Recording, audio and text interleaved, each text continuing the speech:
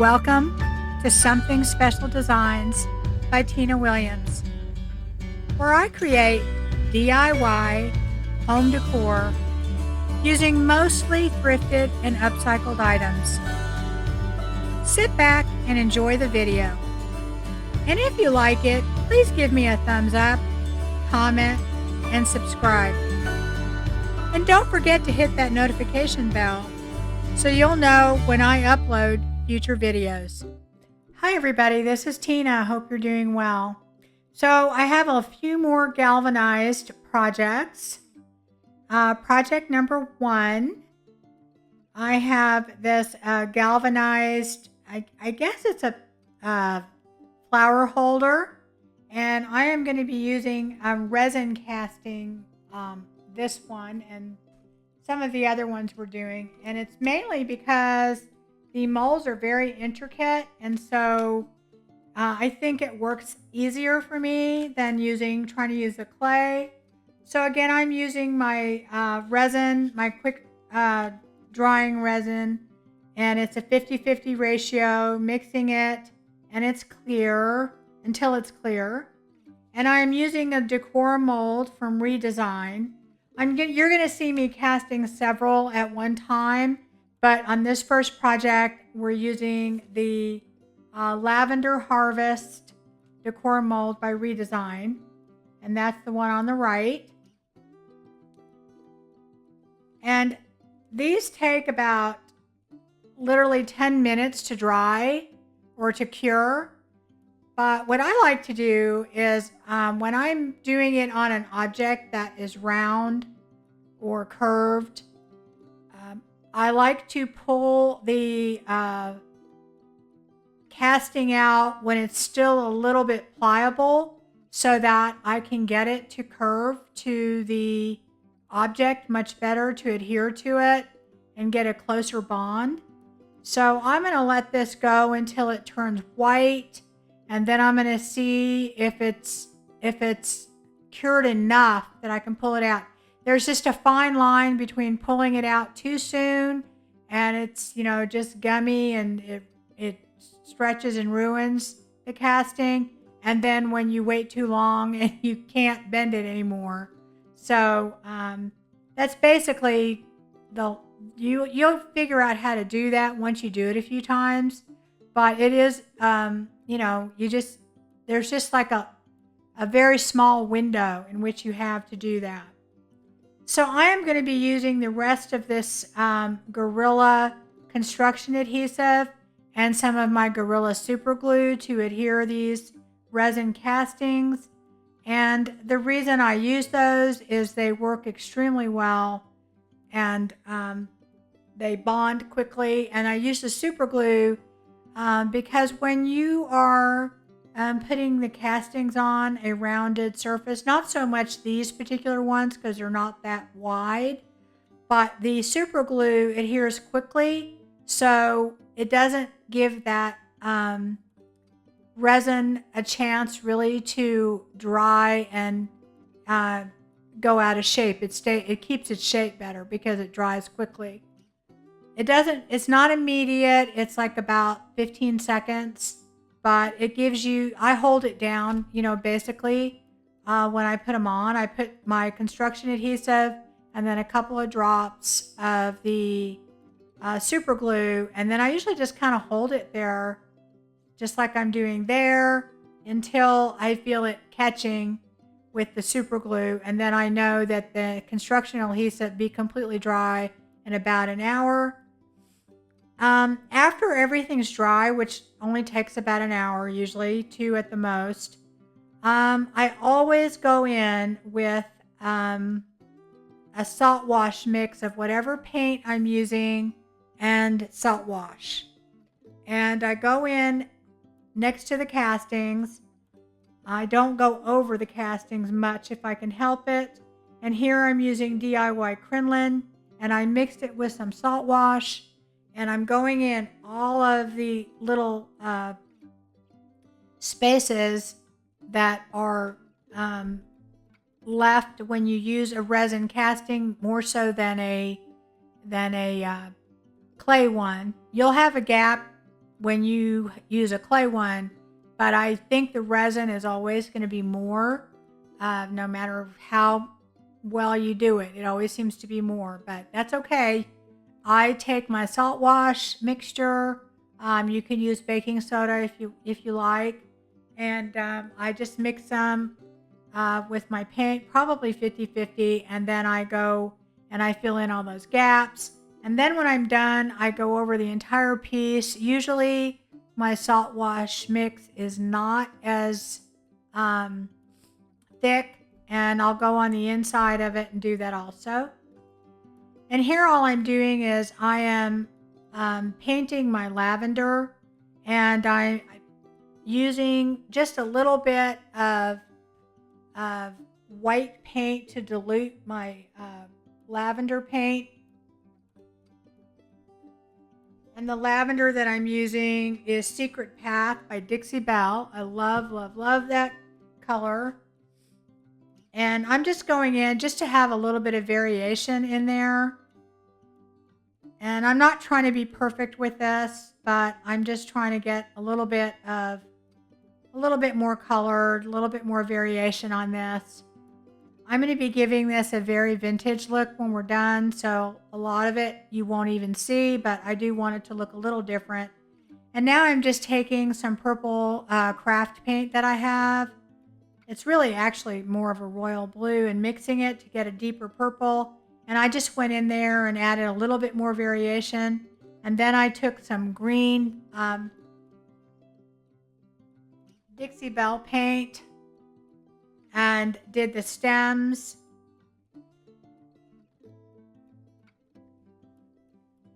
And I'm just going to go and do all of those. And then I'm going to take a wipe after it's dry, and I'm going to wipe off a lot of the top part of the paint because I want this to look weathered and old and like it's been around for a long time. And some of the paint has worn off. If you've ever had an old piece, it doesn't look new and crisp. And that's what I'm trying to achieve with that. And so I just wipe off some of the paint that I just painted, but that's basically part of the process.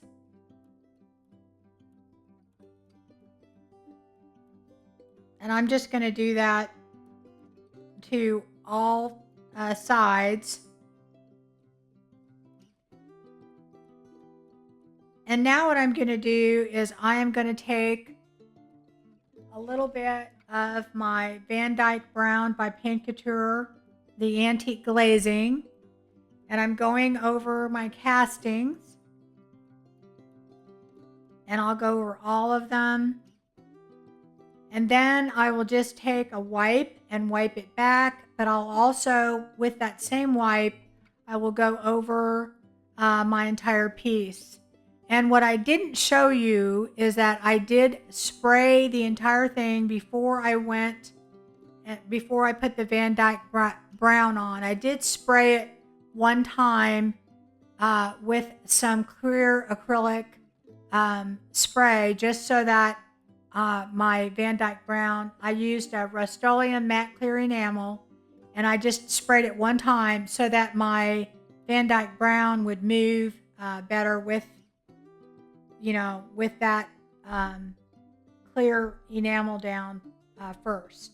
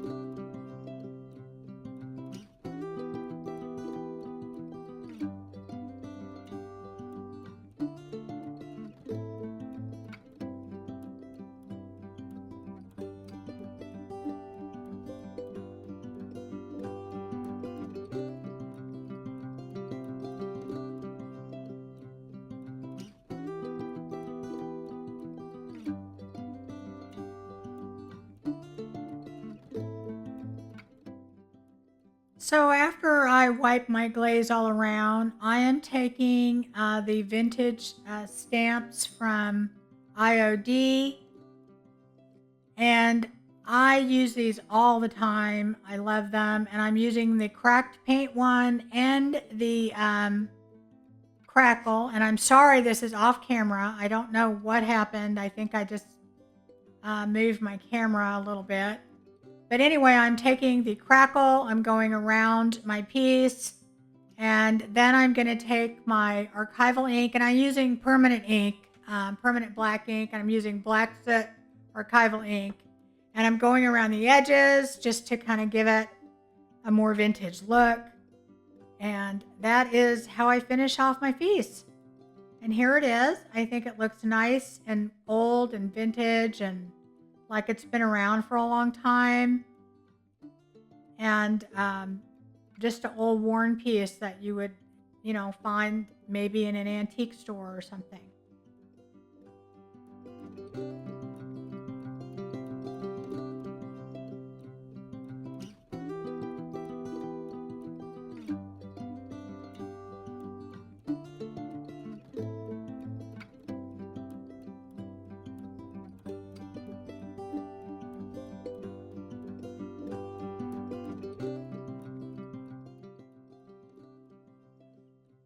Okay, this is project number 2.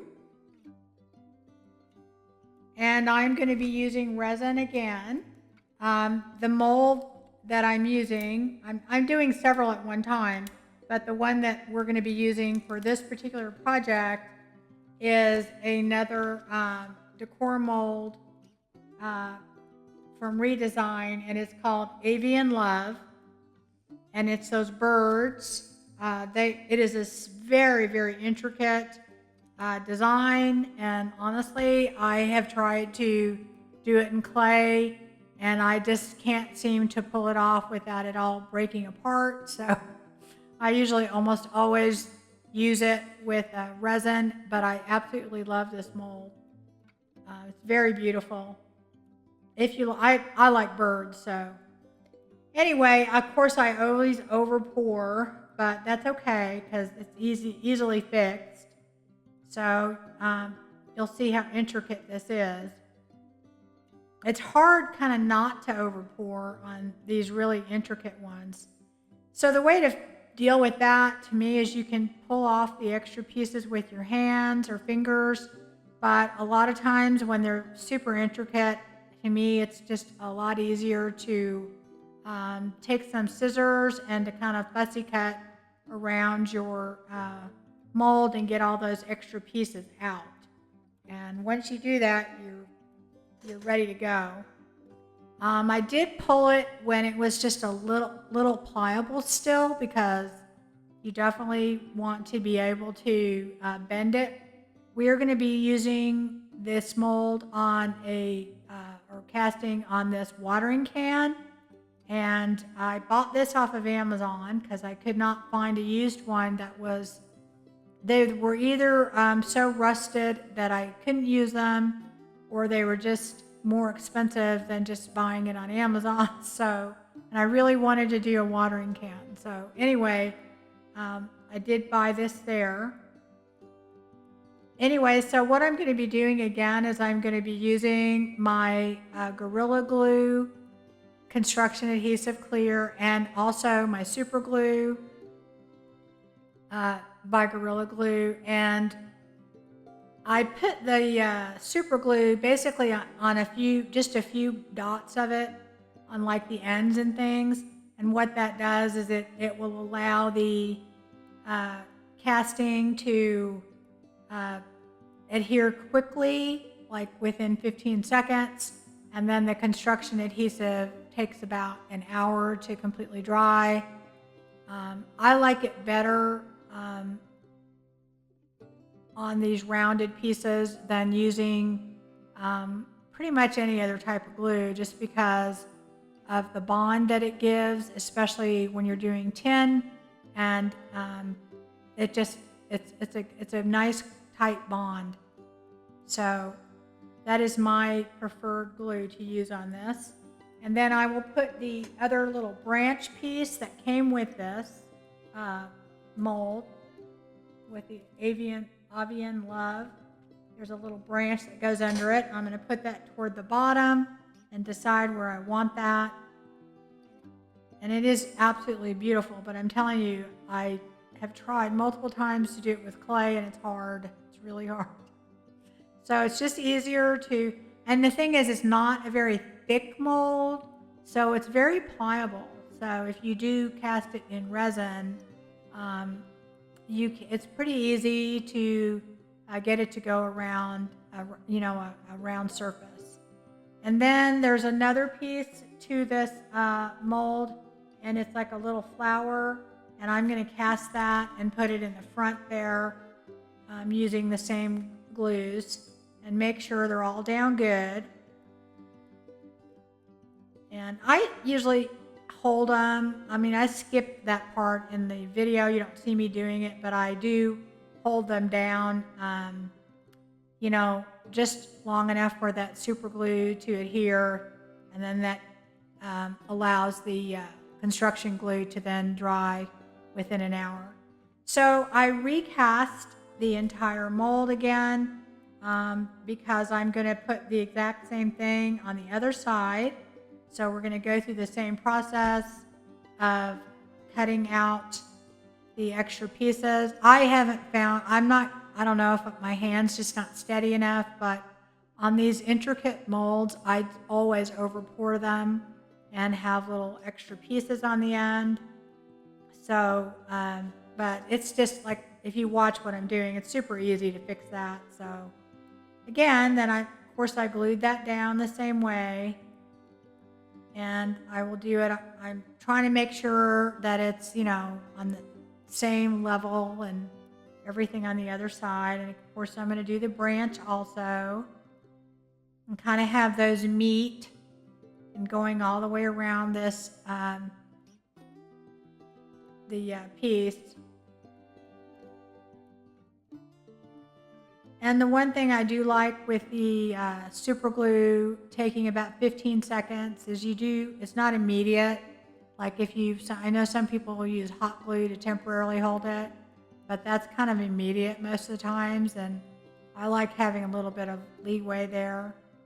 So I'm also going to take that extra flour, and I'm going to put it under the handle. I had put the other one under the spout. So we pretty much have a design going all the way around this. So after that, I am going to do what I did to my other piece that I did. I'm going to make a salt wash mix and go around the entire piece. And again, I'm using Crinoline by DIY. I love it. That color to me is wonderful. It's a very creamy off-white color. And if you like vintage, that works really well for that. So that's what I am doing here. And it does take a while. It's tedious.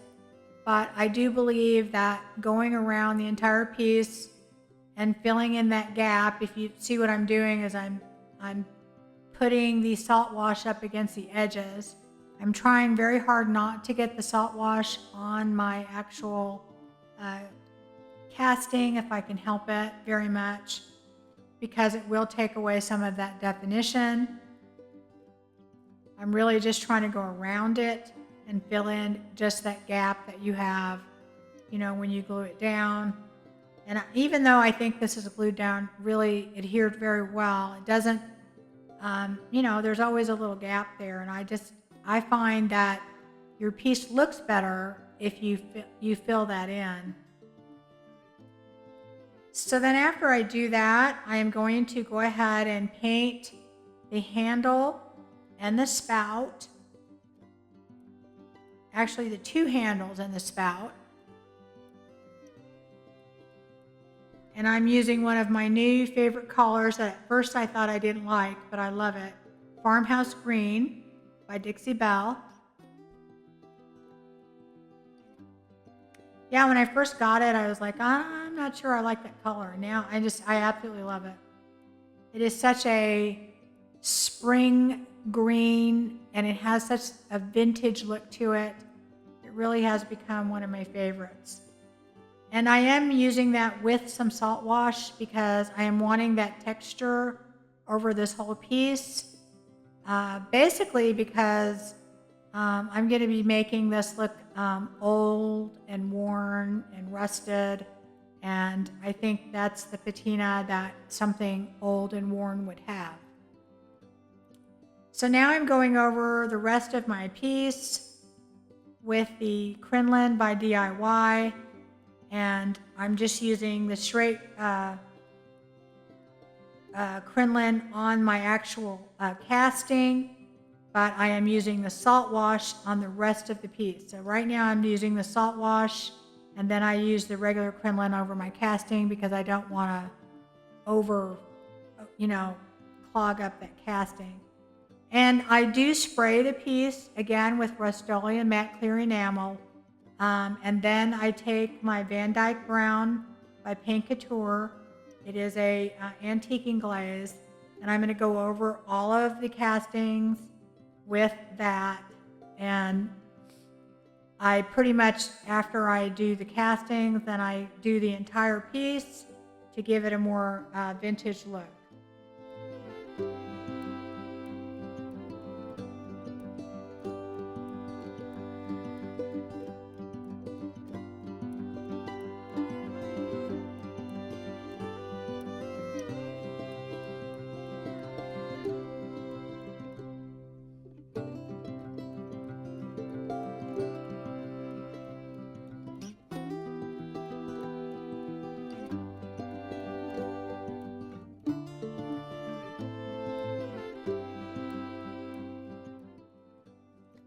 So now that I've got all of my antiquing or my glazing done on my piece, I am going to be using one of my new favorite fun things to use. It's Rust Effect Paste, and it is by Finnabar. I bought it on Amazon, and it is a 3-part thing where you have 3 little jars that are all kind of gritty, some more than others. One's brown, one's orange, and one's kind of a mustard yellow, which basically are the colors of rust and the texture of rust. And I'm basically going in and taking the different colors with a brush, sometimes with my finger, blending them together, putting them on top of each other in different spots on this can. And I think it gives it a very realistic rust look without it actually being rusty. And I left the inside of this can not painted, so it is still a very usable watering can. It's just going to be a really fun looking one, you know. So I'm going around the whole thing and just kind of adding rust wherever I think I want it. And it, as I said, it's a combination of paintbrushes and my finger and whatever I think it needs. And I go back and forth. And I do blend them. I don't just, put one next to each other. And I'm trying to put it in spots where I think rust would be.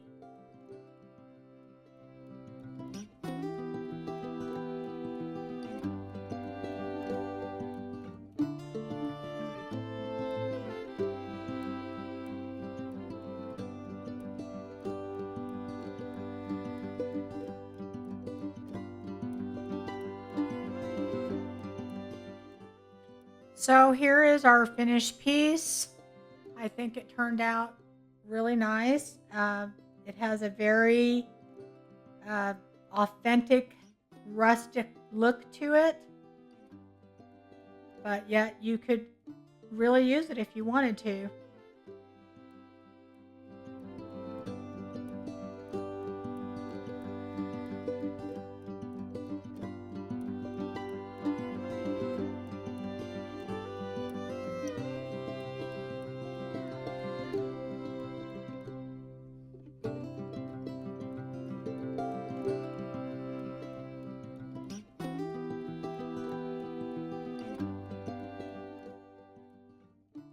So here we have project number 3.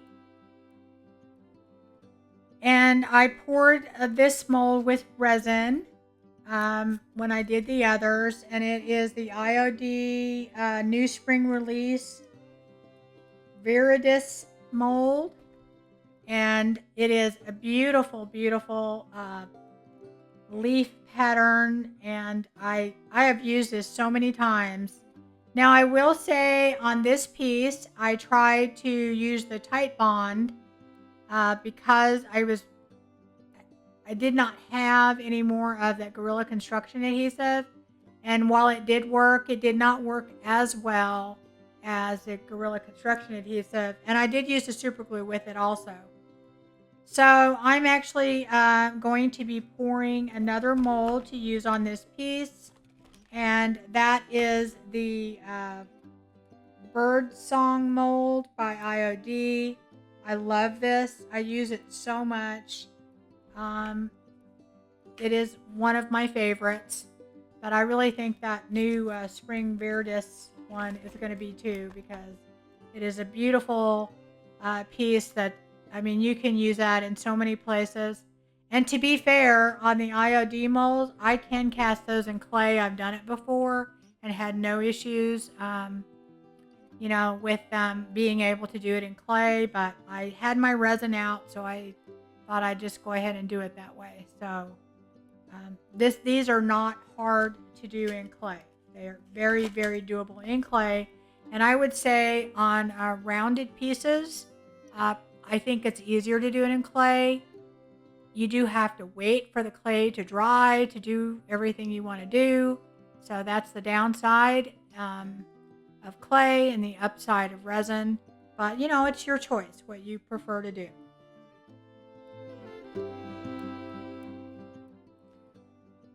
So I remove the birds and I'm going to add those to my piece. And this piece is just a tin pail that I got at a garage sale for 25 cents.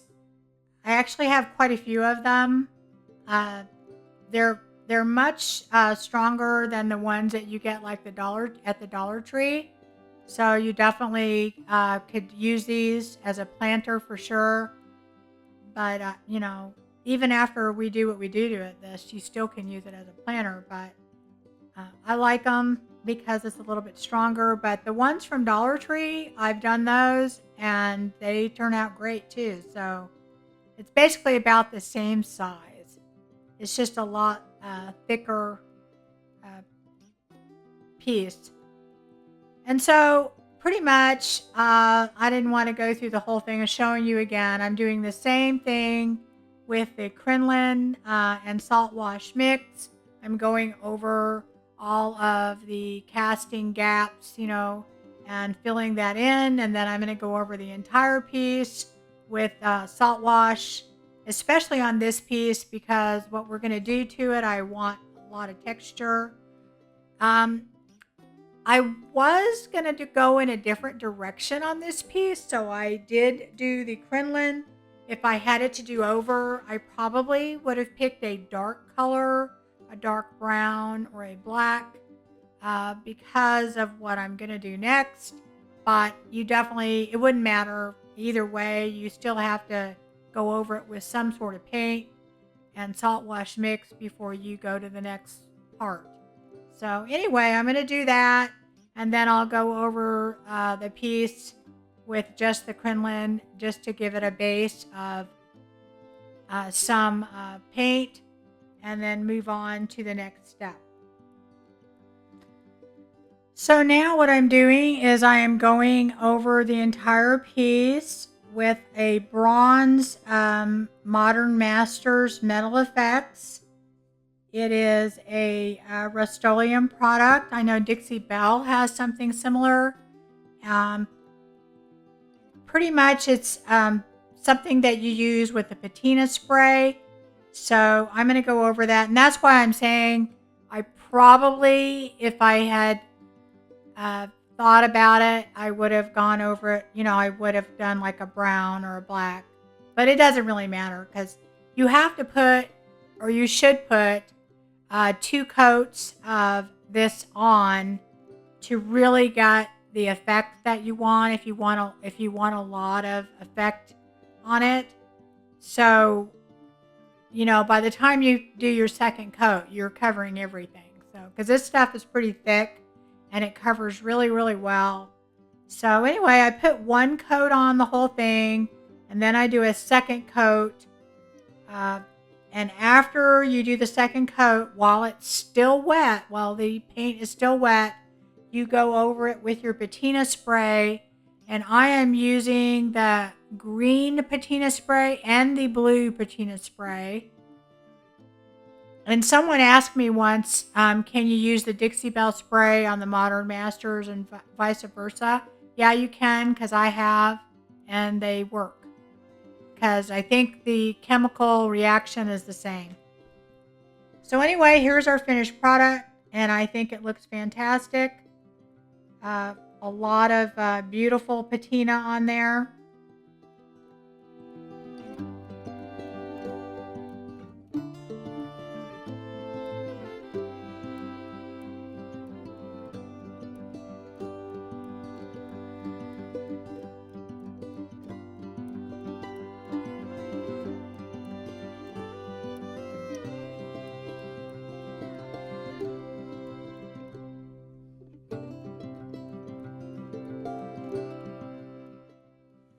So project number 4, I have this thrifted rusted tray that I got at a yard sale, and I absolutely love the patina of this rust. So I'm going to do something a little different here. I'm going to leave it galvanized, but I'm going to patina it up more. I'm going to rust it more to really give it just a really special look to me. And I think that's something that you can do with these galvanized pieces that I think tend to look like really pristine. I think one way to reinvent them or to upcycle them is to make them look even, older and more rusty and crusty, and I think that's a good look. So what I'm doing here is I'm taking some Dixie Belle paint, and it is vintage duck egg, and I'm basically just going around the edges, not all the way down because I like the patina that's already there. And I'm then taking a mister and I'm spraying it so that it drips down the side. So it looks like a very natural, worn looking paint look, like there was paint on there and it wore off and it's been weathered. Anyway, that's what I'm trying to achieve. So I'm doing that all the way on the outside rim, and then I'm going to do that on the inside a little bit. So that way I'm leaving quite a bit of the original patina on there. But I'm still adding, something to it to make it a little bit more special than just a galvanized tin. So I'll just spray that water around and let it kind of go and just drip as much as I can, because I'm just looking for a little bit of just drippy paint going down. And then I do take my brush and kind of move it around a little bit so it looks like a kind of a splashed or spattered kind of look. And now what I'm doing is I'm taking that same blue paint, that vintage duck egg, and I am going on the middle of this tray. I don't want it to look perfect or pristine, so I'm really and I definitely am trying to keep that rust that's on the ends there still there. I don't want to cover it all up. So I'm doing that, and then I'm going to spray it with water, and I'm going to try and let it drip so it's, not even, and it's, looks like it's, just been there and worn off. And then I'm going to take a wipe and I'm going to kind of sponge it and take some of the paint back off just to not make it look so pristine. And that's going to take off some of that paint. And then what I'm going to do is I am going to be using Dixie Belle paint. And that is the patina paint iron. And I'm going to be using some of that. It's like a very, very dark gray.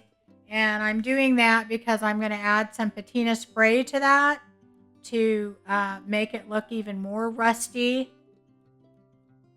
So I'm pretty much going around the edges of the top, the rim, and the bottom. And I'm also going to do the handles a little bit. And I go all the way around with that on the inside and the outside.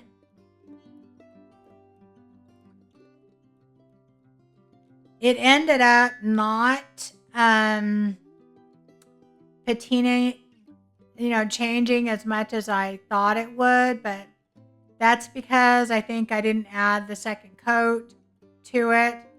So, but it still did change a little bit. And I think the color in the end works really well with this whole look that I'm trying to achieve, like this very, very weathered and worn and rusty piece.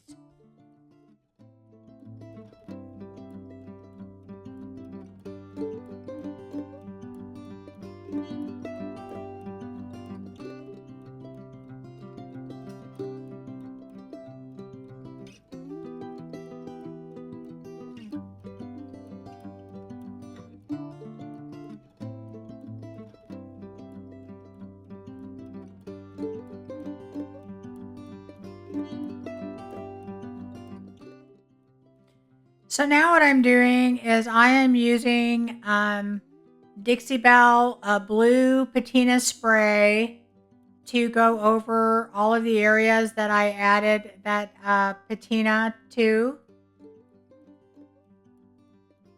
the iron patina. And then I'm also going to be using the yellow patina spray, which I absolutely love. And I think it works really, really well with the iron because it helps give it that kind of rusty look to it. It looks quite shocking when you put it on, but it changes color. The same with the blue. The blue looks really bright when you put it on there, but after it patinas, it changes color. And if you put both on, they kind of mix together. So here it is after, and I think it looks pretty cool. So what I'm going to be doing is I have a stencil that I bought off of Amazon, and it basically has two different patterns on it, and I'm going to be using both of them. I'm going to use one for the middle and parts of the other one for the outside. So I'm cutting my stencil so it kind of fits in the middle of this piece.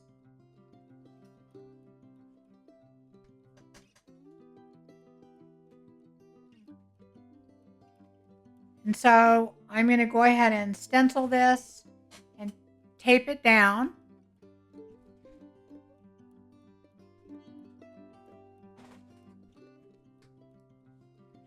And I like to use the Redesign chalk paste. And to me, it is much easier to use than just regular paint. And one jar goes a long way. I am using Iron Gate. It is not really a black. It's kind of a very dark gray, which I like because it's not so stark. And I just am going to stencil with this. I've had very good luck with this, so I'm sticking to it. I need to get more colors though. But anyway, that is what I'm doing here, and it's pretty easy. So that is the pattern that is in the middle now. And it's French. I have absolutely no idea what it says. So then I'm going to use a part of the other stencil that came. And I taped off the part that I did not want to accidentally, stencil. I'm just using some of the wording from the first one there to go on the side of this little tray, and now I'm using the bottom portion of it and taping off what I don't want stenciled. And this one actually did not lay down well. It's really kind of my fault. I didn't tape it well. I reused the tape and it didn't go on perfectly, but I think this worn look, I think it looks fine with this piece.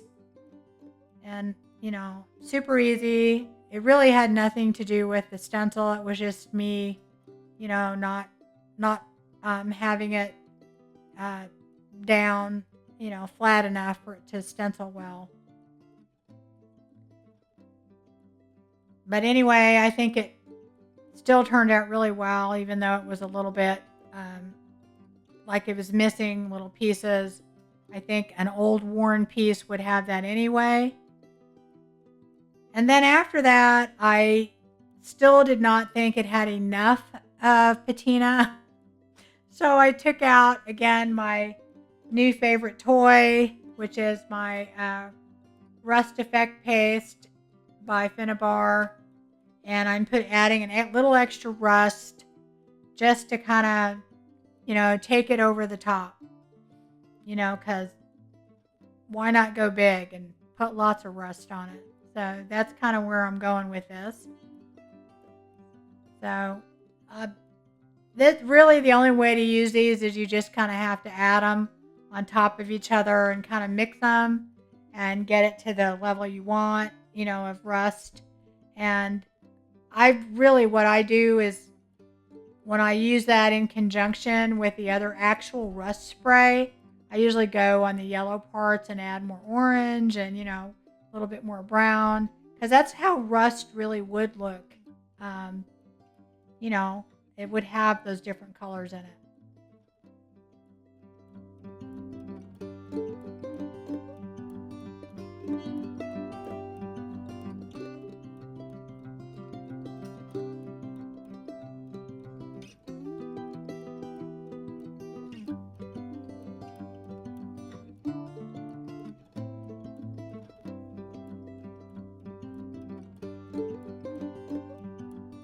So here is our finished tray. I think it looks amazing.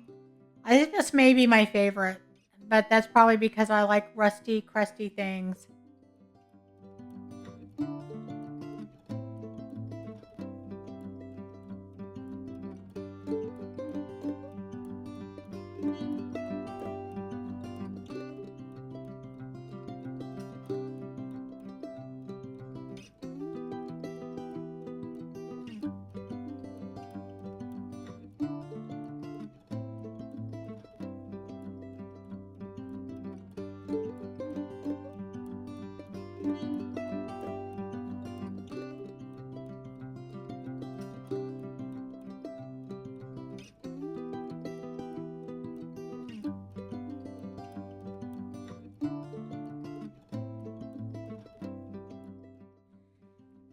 Okay, so now we're on to project number 5, and this is our last project.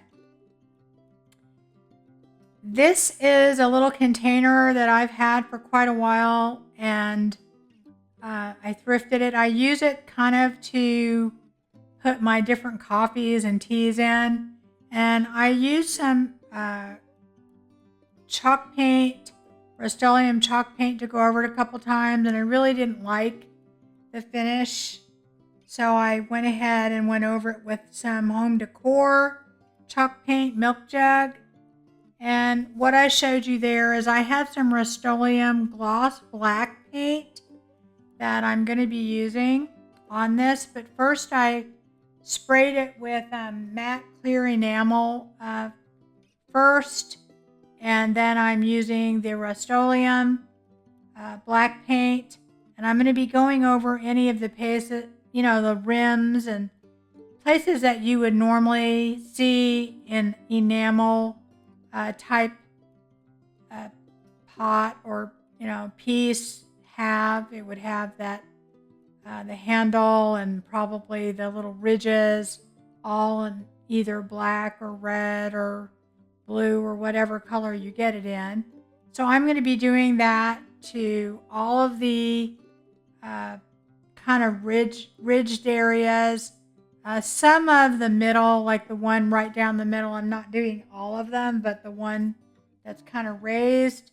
And I'm not trying to do it perfectly because A, I can't. And then secondly, I want it to look like an older chipped enamel type piece when I'm done. I want it to look very vintage, and not getting it perfect actually helps do that.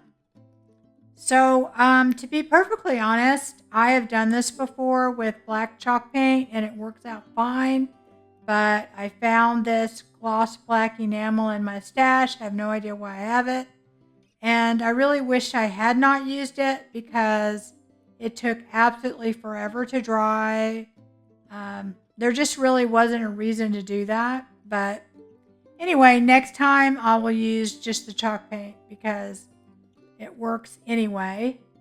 And what I have done is I have gone over this tin a couple times with polyacrylic clear gloss, and that's what's making it so shiny. I didn't think you needed to see that part, but I went over it twice with the polyacrylic. And now what I'm doing is I'm cutting apart a stencil that I have. And this stencil is a mesh stencil, so it's sticky on the back. And I figured this would be the best option for me for this because of all of the ridges in this piece. I needed something that would really stick and go in those ridges. So I am going to go ahead and use my chalk paste again from Redesign Iron Gate. And it's a little tough on this piece because I have very little edge on there to not go over. But I'm not too concerned about that because I did put the polyacrylic on a couple times, and I feel like if I get anything over, I can just wipe it off. And I'm just using a stencil brush to get in there with this. And on these, they're very detailed, so they turn out really great. So I'm pulling it off, and it didn't come off perfectly, like I missed a little bit, but that's okay. That's going to add to the overall look. And I wipe off any extra that I have very easily. And the polyacrylic or any clear gloss is going to give you that enameled look if you get it in the high gloss, and that's what I have on here. But it also makes it easy to wipe off anything that you may have extra on there. So I heat set that with my heat gun, and then I go and I have another stencil from that same set, and I will link any of these stencils that I can find in the description box. But I did get them on Amazon, so you can take a look there and see if you can find them also.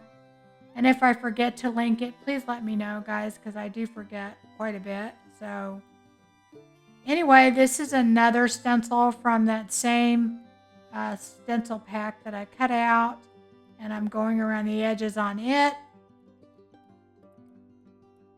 And sometimes when they're that close like that, I just like tape them off so I don't go over.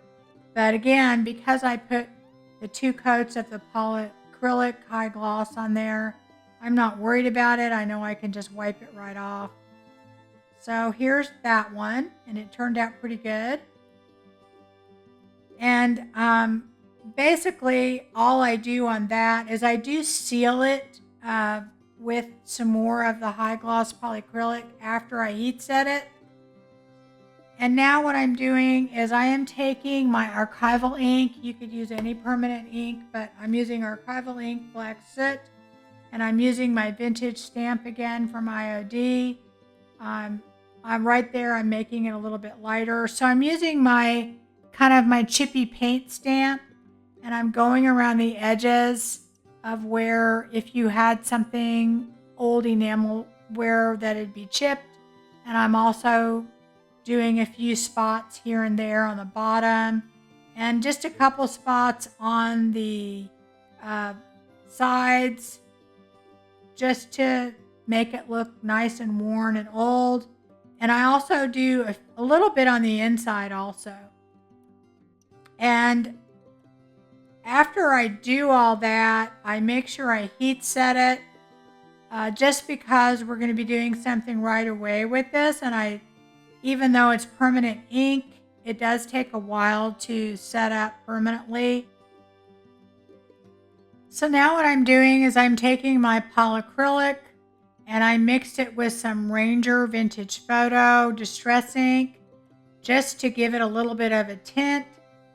And I am going over my chalk paint that I had just put the stencil area on to seal it. But I'm also tinting the entire piece just to give it a more vintage look.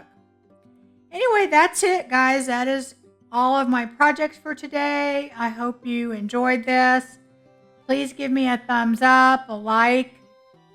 Really helps out my brand new channel, and I hope to see you guys again soon. Take care.